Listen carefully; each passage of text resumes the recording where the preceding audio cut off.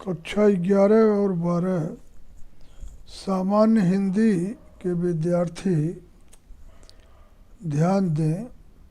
कल हमने अलंकार के प्रकरण में आपको शब्दालंकार के बारे में बताया था। आज हम अर्थालंकार के बारे में चर्चा करेंगे। सबसे पहले हम ये जान लें कि आखिर अर्थालंकार कहते किसे हैं। अर्थालंकार और उसके भेद। जहाँ काव्य की शोभा का कारण अर्थ होता है वहाँ अर्थालंकार होता है। इसके निम्न भेद होते हैं। पहला उपमा, दूसरा रूप उत्प्रेक्षा, तीसरा रूपक, चौथा भ्रांतिमान और पांचवा संदेह। आपके पाठ्यक्रम में इन्हीं अलंकारों का अध्ययन करना है। आज हम सबसे पहले हम ये जान लें कि आखिर उपमा अलंकार किसे कहते हैं, या उपमा अलंकार की परिभाषा क्या है या लक्षण क्या है। उपमेय और उपमान के समान धर्म कथन को उपमा अलंकार कहते हैं।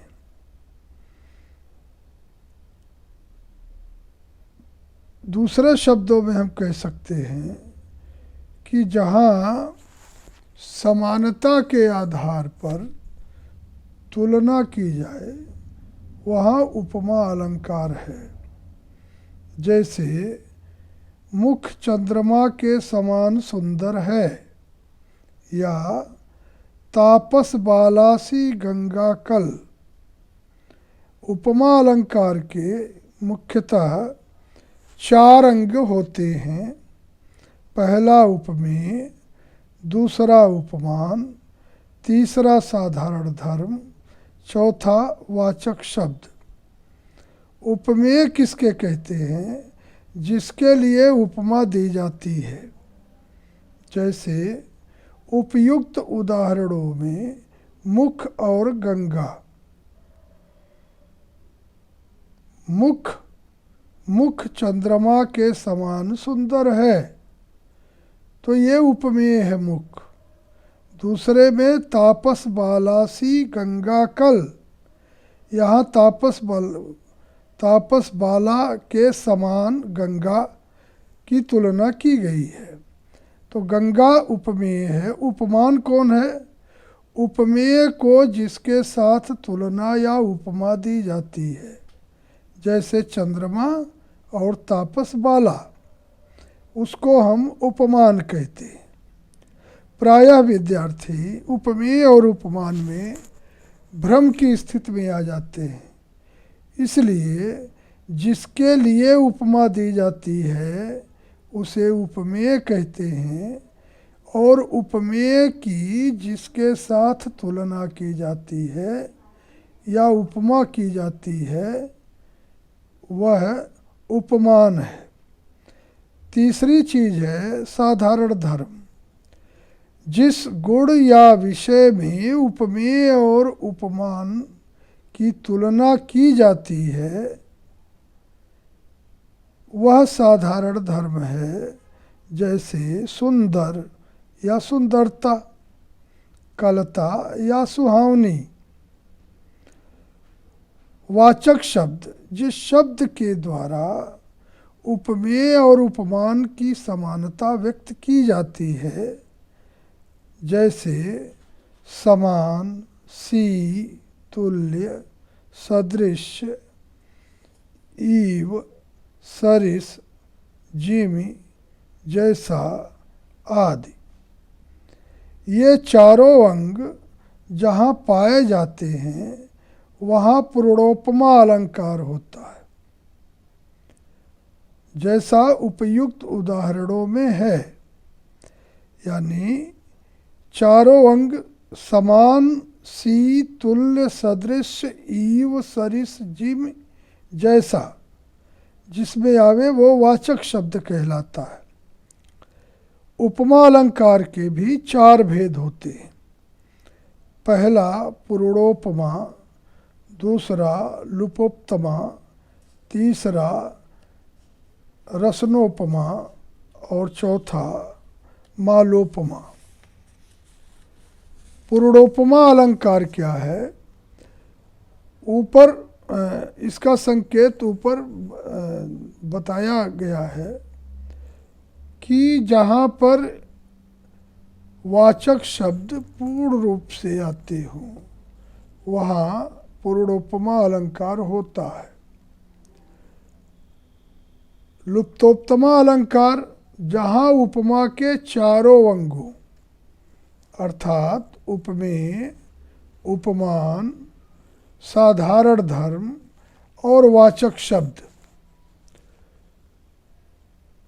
में से किसी एक या 2 या 3 अंगों का लोप होता है, वहाँ लुप्तोपमा अलंकार होता है। लुप्तोपमा अलंकार निम्नलिखित में 4 तरह का हो सकता है। यानी एक बार फिर ध्यान दें कि जहाँ उपमा के चारों अंगों, 4 अंग कौन से हैं? उपमेय, उपमान, साधारण धर्म और वाचक शब्द में से कोई 1, 2 या 3 अंगों का लोप होता है, वहाँ लुप्तोपमा अलंकार होता है। इसका जो पहला अंग है, पहला प्रकार धर्म लुप्तोपमा, फिर उपमान लुप्तोपमा, फिर उपमेय लुप्तोपमा और चौथा वाचक लुप्तोपमा। यानी जो चारों अंग हैं, उन चारों अंगों में कोई एक हो लुप्त हो जाए, 2 लुप्त हो सकता है, 3 लुप्त हो सकता है, तो वहाँ लुप्तोपमा अलंकार होता है। सबसे पहले हम धर्म लुप्तोपमा का उदाहरण देखते हैं, जिसमें साधारण धर्म का लोप हो। जैसे तापस बालासी गंगा, यहाँ धर्म लुप्तोपमा है क्योंकि यहाँ सुंदरता रूपी गुण का लोप है। गंगा जी की तुलना एक तपस्विनी बाला से की गई है। दूसरी चीज है उपमान लुप्तोपमा, जिसमें उपमान का लोप हो। जी तुलना तो ही दीजिए, सुवर्ण सौरभ सा माही, कुसुम तिलक चंपक अहो, हो नहीं जानो नाही। अब यहाँ सुंदर वर्ण और सुगंध में तेरी तुलना किस पदार्थ से की जाए? जी तुलना तो ही दीजिए, सुवर्ण सौरभ माही।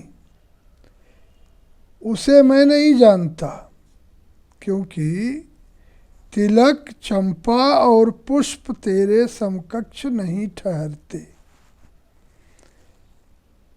यानी कुसुम तिलक चंपक अहो, हो नहीं जानो ताई, यहाँ नहीं ठहर रहे हैं, इसलिए यहाँ उपमान लुप्त है, क्योंकि जिससे तुलना की जाए वह उपमान ज्ञात नहीं है। तीसरी है उपमेय लुप्तोपमा, जिसमें उपमेय का लोप हो। जैसे कल्पलतासी अतिशय कोमल,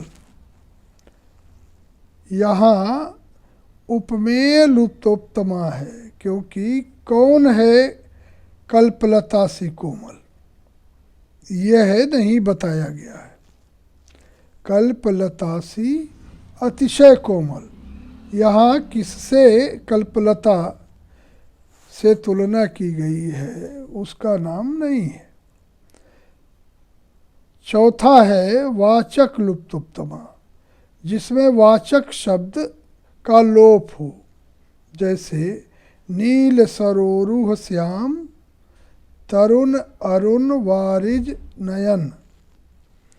यहाँ वाचक शब्द समान या उसके पर्यायवाची अन्य किसी शब्द का लोप है, अतः इसमें वाचक लुप्तोत्तमा अलंकार है।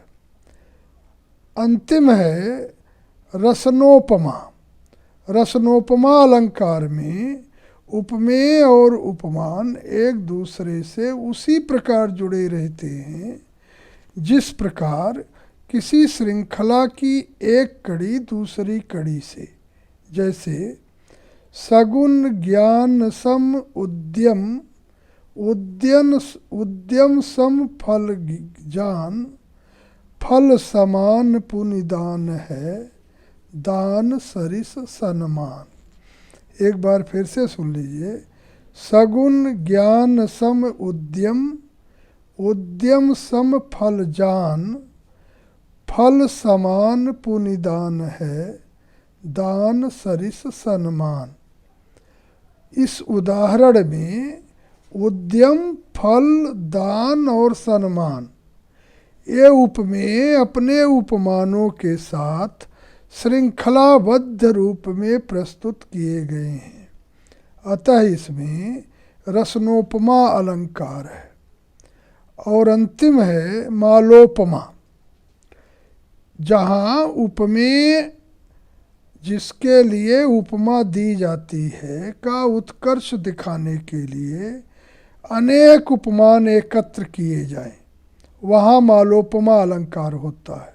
जैसे हिरनी से मीन से सुखंजन समान चारु, अमल कमल से बिलोचन तुम्हारे।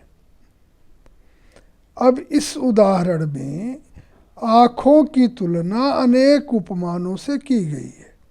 हिरनी से, मीन से, मछली से, सुखंजन समान कमल से की गई है, अतः यहाँ पर मालोपमा अलंकार है।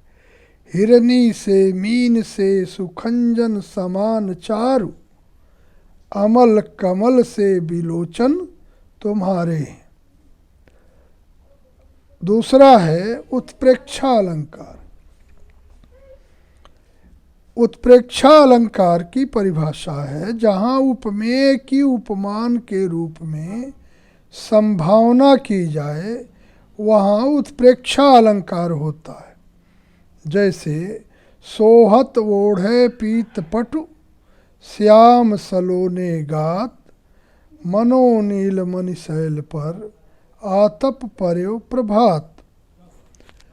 यहाँ पर पीताम्बर ओढ़े हुए श्री कृष्ण के श्याम शरीर अर्थात उपमेय की प्रातःकालीन सूर्य की प्रभा से सुशोभित नीलमणि पर्वत अर्थात उपमान के रूप में संभावना किए जाने से उत्प्रेक्षा अलंकार है।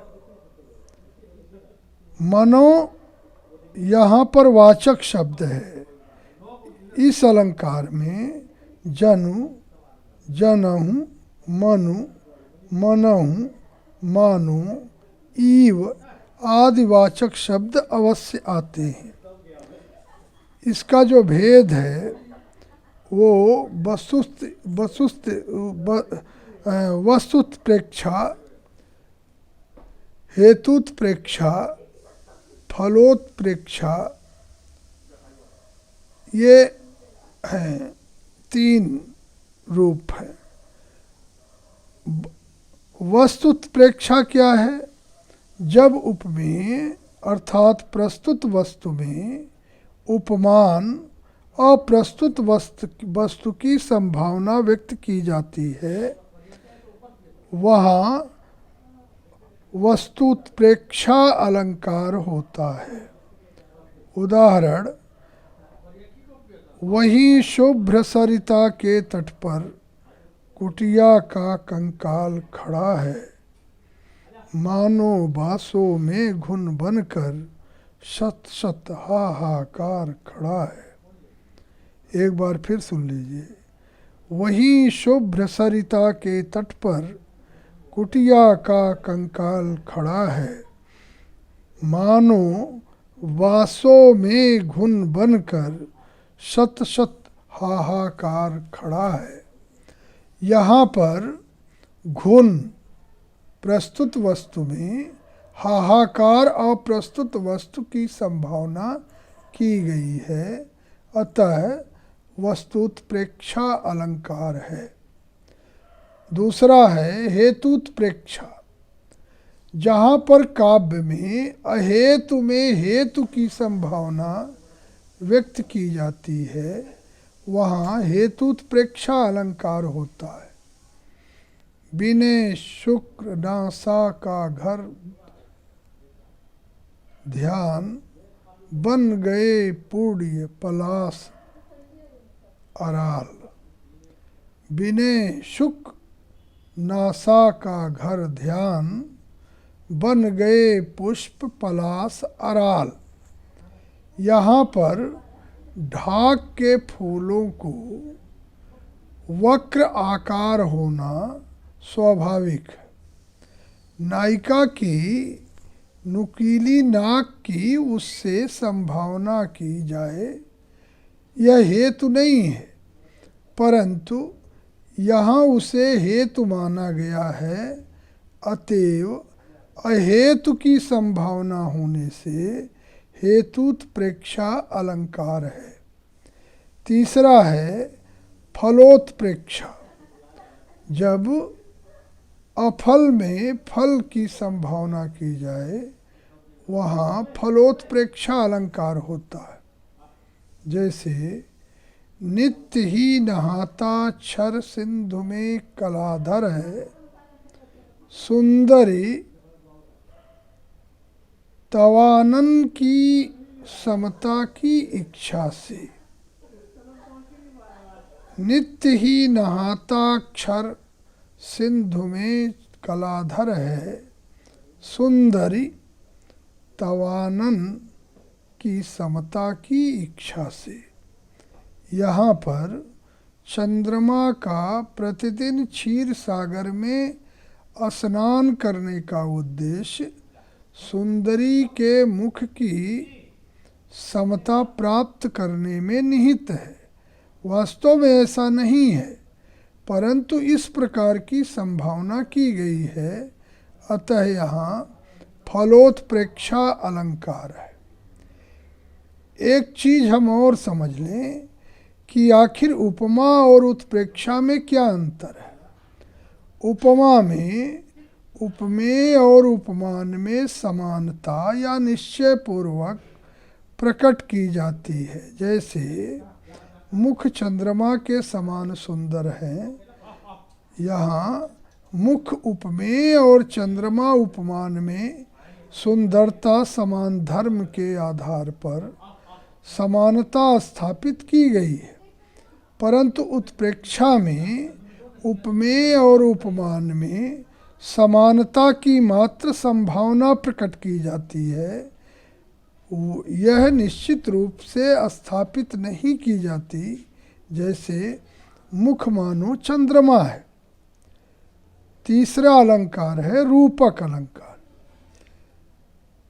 लक्षण इसका है जहाँ उपमेय और उपमान में अभिन्नता प्रकट की जाए, अर्थात उन्हें एक ही रूप में प्रकट किया जाए, वहाँ रूपक अलंकार होता है। एक बार फिर सुन लीजिए कि जहाँ उपमेय और उपमान में अभिन्नता प्रकट की जाए, अर्थात उन्हें एक ही रूप में प्रकट किया जाए, वहाँ रूपक अलंकार होता है। जैसे अरुण सरोरुह कर चरण, दृग खंजन मुखचंद, समय आई सुंदरी सरद, काहि न करति आनंद।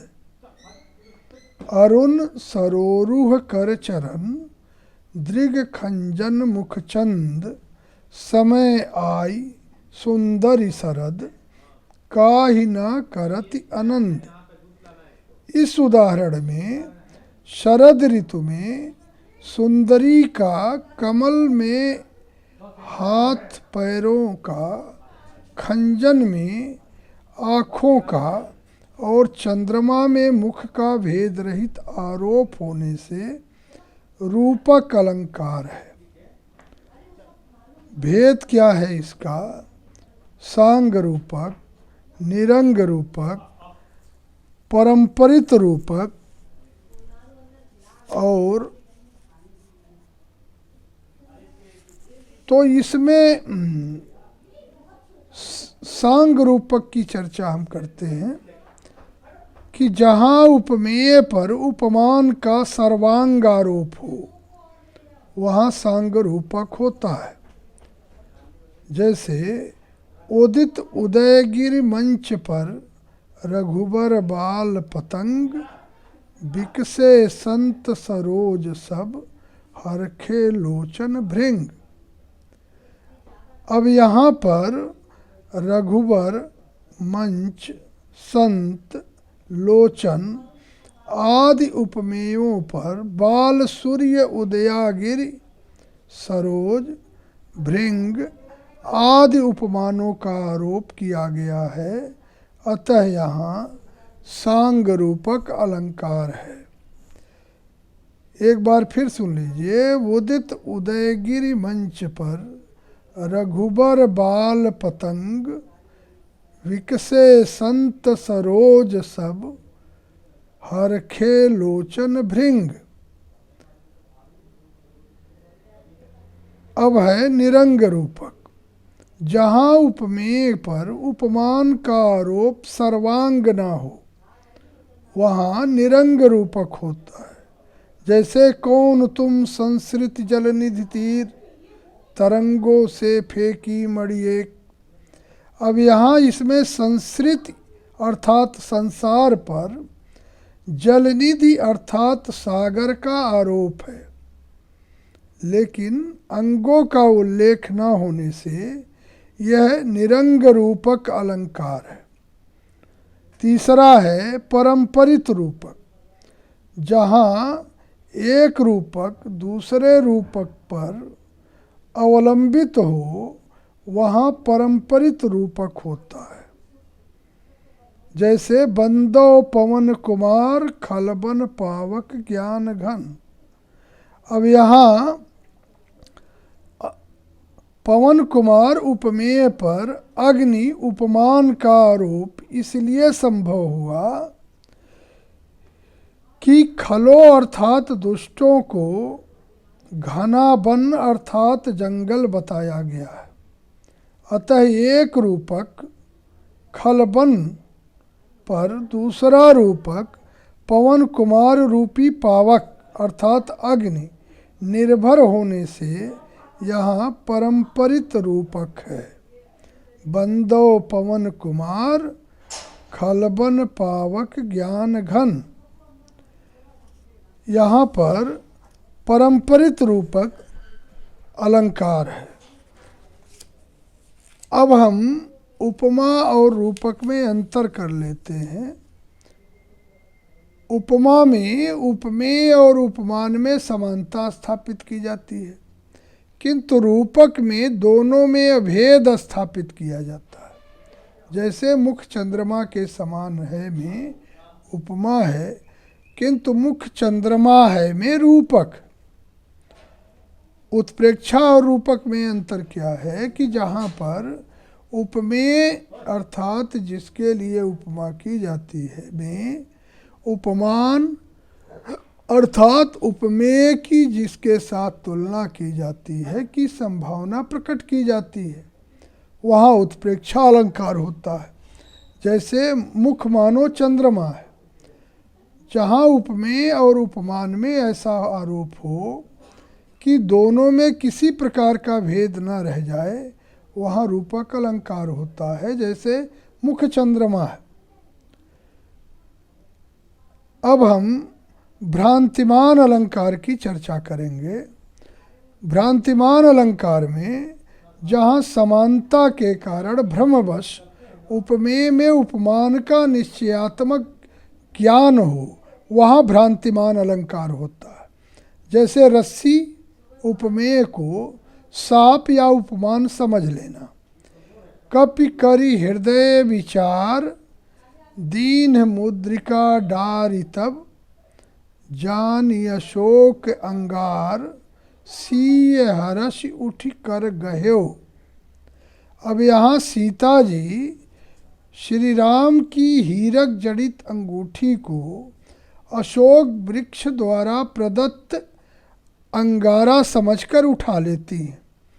अंगूठी उपमेय में उन्हें अंगारे उपमान का निश्चयात्मक ज्ञान होने से यहाँ भ्रांतिमान अलंकार है। संदेह अलंकार क्या है? जब किसी वस्तु में उसी के समान दूसरी वस्तु का संदेह हो जाए और कोई निश्चयात्मक ज्ञान ना हो, तब संदेह अलंकार होता है। जैसे परिपूरन सिंदूरपुर, कैधो मंगल घट, कीधो शक्र को छत्र, मड़यो मानिक मयूख पट। एक बार फिर सुन लीजिए। परिपूरन सिंदूरपुर, कैधो मंगल घट, कीधो शक्र को छत्र भयो मड़यो मानिक मयूख पट। यहाँ पर लाल वर्ण वाले सूर्य में सिंदूर भरे हुए घट तथा लाल रंग वाले माणिक्य में जड़े हुए छत्र का संदेह होने से संदेह अलंकार है। परिपूरन सिंदूरपुर, कैधो मंगल घट, कीधो शक्र को छत्र मड्यो मानिक मयूख पट। संदेह और भ्रांतिमान में क्या अंतर है? संदेह अलंकार में उपमेय में उपमान का संदेह मात्र होता है, यानी निश्चयात्मक ज्ञान नहीं है। जैसे वह रस्सी है या सांप। इसमें रस्सी उपमेय में सांप उपमान का संदेह होता है, निश्चय नहीं है। किंतु भ्रांतिमान में उपमेय में उपमान का निश्चय हो जाता है। जैसे रस्सी को सांप समझकर कहना यह सांप है।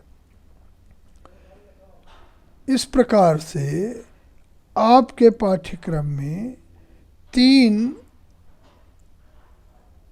शब्दालंकार और 5 अर्थालंकार सम्मिलित हैं। मैंने इसमें आपको उदाहरण सहित और अंतर के साथ इसको बता दिया।